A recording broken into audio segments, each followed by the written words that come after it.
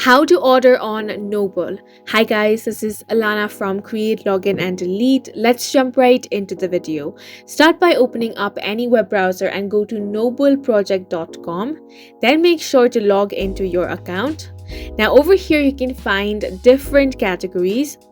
You can drag your cursor over any of these categories and you're going to find different items. Now you can click on any one of them that you want to purchase.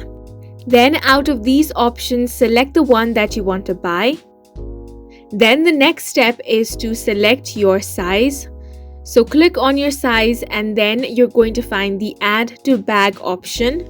Click on that option and now you're going to find the checkout option. So click on checkout.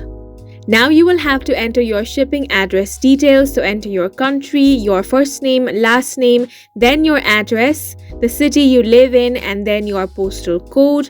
Also enter your phone number. Now click on continue to shipping.